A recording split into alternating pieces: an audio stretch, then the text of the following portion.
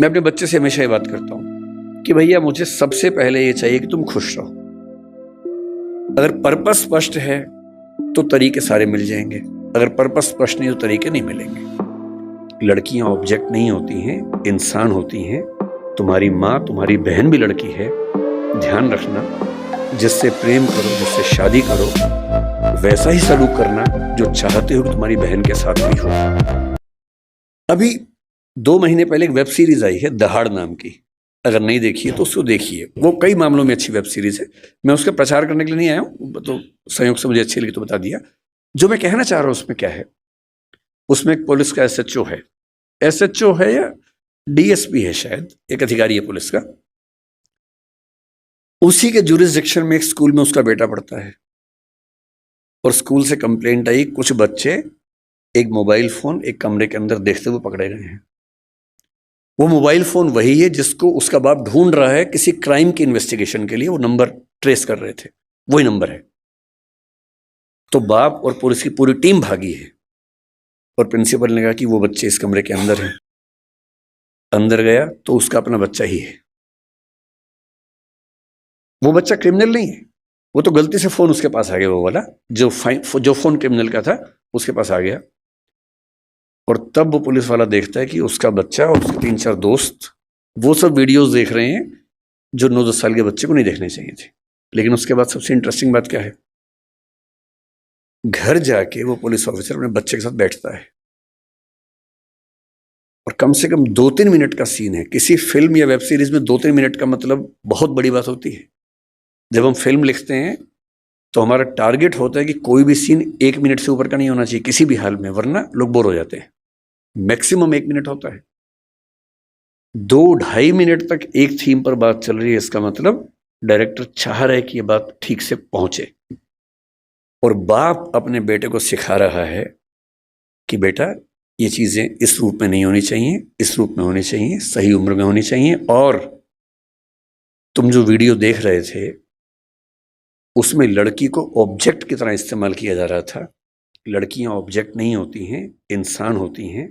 तुम्हारी माँ, तुम्हारी बहन भी लड़की है। ध्यान रखना, जिससे प्रेम करो, जिससे शादी करो, वैसा ही सलूक करना जो चाहते हो कि तुम्हारी बहन के साथ भी हो। ये होती है बाप की जिम्मेदारी, ये होती है माँ की जिम्मेदारी कि जब बच्चे उस रास्ते पर जाए तो उनको थोड़ा समझाए कि क्या करने की जरूरत है। इस दौर में पहली बार ऐसा हो रहा है कि ड्रग्स इतने आसानी से उपलब्ध हैं जो किसी और दौर में उपलब्ध नहीं थे। कंपटीशन जितना कभी नहीं था उतना आज है, इसलिए कोटा में ऐसी घटनाएं रोज सुनने को आ रही हैं हमारे सामने। ग्लोबलाइजेशन ऐसा है कि कम से कम आपकी कम्युनिटी में, क्योंकि आपकी कम्युनिटी एक रिच कम्युनिटी है, जनरली आपके बच्चे देश से बाहर यात्रा करेंगे ही करेंगे। ग्लोबल बिजनेस बनाएंगे, कोई ऐसा बिजनेस बनाएंगे जो कई देशों में चलता हो, तो उनको आना जाना पड़ेगा ही पड़ेगा। एक ऐसी पीढ़ी जो ग्लोबल विलेज से कनेक्टेड है, इंटरनेट से कनेक्टेड है, एआई की दुनिया में है, उसके ऊपर जितने खतरे हैं उतने कभी नहीं थे। इसलिए पहली बात जो मैं कहना चाह रहा था वो ये है कि थोड़ा सा मुस्तैद हो जाने की जरूरत हम सबको है। बच्चों पे आरोप लगाना सबसे आसान काम है, तू है ही ऐसा, तू है ही वैसा। सही तरीका ये है कि हम समझे कि हमारी क्या जिम्मेदारी बनती है। मेरा तरीका ये है कि किसी विषय पर बात करने से पहले एकदम बेसिक बात से हम शुरू करें। कि जैसे मुझसे लोग कहते हैं कि भाई पेरेंट के तौर पे हमें क्या करना चाहिए, क्या नहीं करना चाहिए। तो मैं सबसे पहले बोलता हूँ कि मैं कोई खास पेरेंट नहीं है, तो आप मुझे कोई 30 खाना समझें। मैं बहुत सामान्य किस्म का पेरेंट हूँ, तो उतना ही बताऊंगा जो मैंने अनुभव से सीखा है, फेलियर से सीखा है। जिस मामले में मैं अपने बच्चे को नहीं समझा पाया, अब समझ में आया कि हाँ ऐसे होता तो और अच्छा होता, तो मैं उस अनुभव की बात कर सकता हूँ।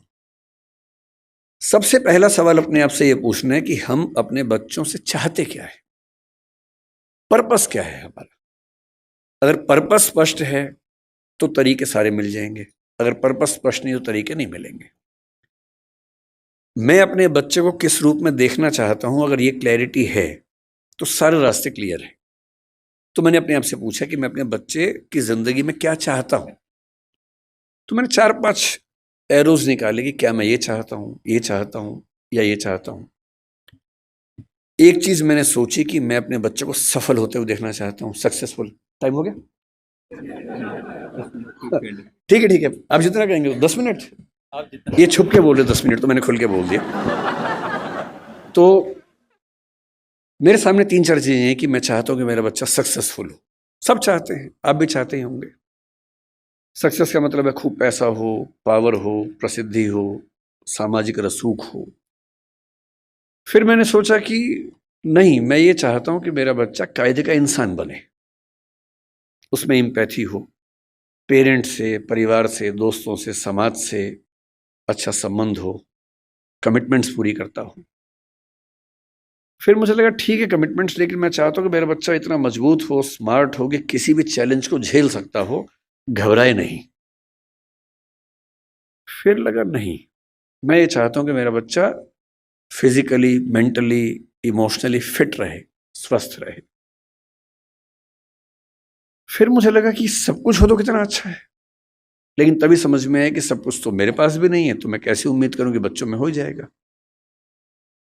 तब मैंने अंत में एक चीज लिखी कि एज ए पेरेंट मेरी सबसे पहली और आखिरी इच्छा ये होनी चाहिए कि मेरा बच्चा खुश रहे जीवन में।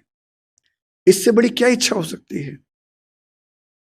आप कहेंगे कि हाँ, सक्सेसफुल हो और खुश रहे, ठीक तो है, पर मैं ये कह रहा हूं कि कभी कभी ऐसा हो सकता है कि सक्सेसफुल होकर दुखी रहे, और जैसी सक्सेस आप चाह रहे थे वैसी न मिलने के बाद भी खुश रहे।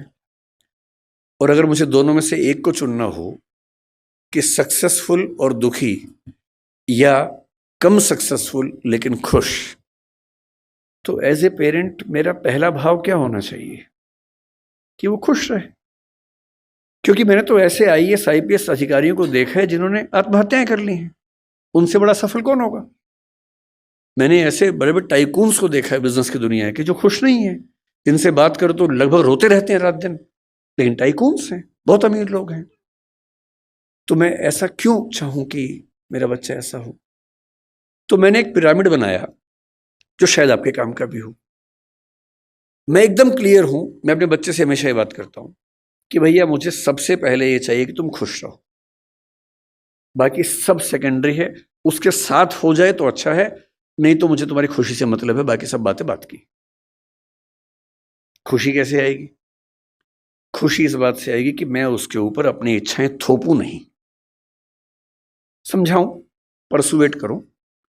अगर मुझे लगता है कि वो गलत रास्ते में, तो मैं समझाऊं कि बेटा ये रास्ता गलत है, रीजन बताऊं, डिस्क्राइब करूं, उसे सही रास्ते पर लाऊं, समझ जाएगा। क्यों नहीं समझेगा बच्चा? पर मैं अपनी जिद में उसके ऊपर उसका करियर इंपोज करूं, नहीं तुम्हें यही करना होगा, तुम्हें इससे ही शादी करनी होगी, तुम्हें ऐसे ही जीवन जीना होगा। तो मैं ऐसे कई लोगों को जानता हूं जो बहुत सफल हैं और अपने माता पिता से, स्पेशली अपने पिता से नफरत करते हैं। नफरत बहुत भारी शब्द है, लेकिन वो नफरत ही करते हैं। वो कहते हैं कि मेरे पिता ने मुझे जबरदस्ती ये विषय दिलवाया, इंजीनियरिंग करवा दी, मेरी इच्छा नहीं थी। मेरे पापा ने मुझे जबरदस्ती आईएएस का एग्जाम दिलवाया, मेरी इच्छा एकदम नहीं थी, मेरी इच्छा सिंगर बनने की थी। क्योंकि मैं पढ़ने में ठीक था, मैं बन भी गया सिविल सर्वेंट। मैं सिविल सर्वेंट हूं, मैं नौकरी कर रहा हूं ठीक से, पर मुझे मजा नहीं आता है, मैं रोज दुखी होता हूं। और आज भी मेरे पिताजी मुझे कहते हैं, उसने कहा कि मेरे पिताजी मुझे रोज धमकी देते थे कि अगर ये काम नहीं किया तो मैं सुसाइड कर लूंगा, ये कर दो वरना मैं ये कर दूंगा, ये कर दो वरना मैं वो कर दूंगा। और हमारा पूरा परिवार उनके खौफ में जिंदगी जीता रहा। हम सब सफल हैं उनके दबाव की वजह से। पर 3 दिन पहले मेरे पापा ने, फिर ये बात 10 साल पहले की कर रहा हूं मैं, 3 दिन पहले मेरे पापा ने मुझे फोन किया मेरी शादी के लिए। अब मुझे मार पीट के सिविल सर्वेंट बना दिया है, जो मेरा मन नहीं था। आप कह रहे हैं बेटा लड़की फाइनल कर दी है, इससे शादी करनी है, और मैं किसी को जवान दे चुका था। मैंने कहा पापा मेरी किसी से बात हो गई है। बोले बेटा आत्महत्या कर लूंगा। और उसने कहा कि आज मेरे मन में पहली बार आया कि बोलूं कि कर लो। मैं रोज करूं इससे अच्छा आप एक बार कर लो। मैं 15 साल से कर रहा हूं, एक बार आप भी कर ही लो पापा। अगर इतना इंपोज करके आपने सफल बना भी दिया, तो अपने प्रति जो नफरत पैदा कर लेंगे वो ज्यादा भारी पड़ेगी। इसलिए बच्चे की खुशी का मतलब है ऑटोनॉमी, उसकी इच्छा का सम्मान, हाँ जहां वो गलत है समझाइए, परसुएट कीजिए, कन्विंस कीजिए, दबाव नहीं।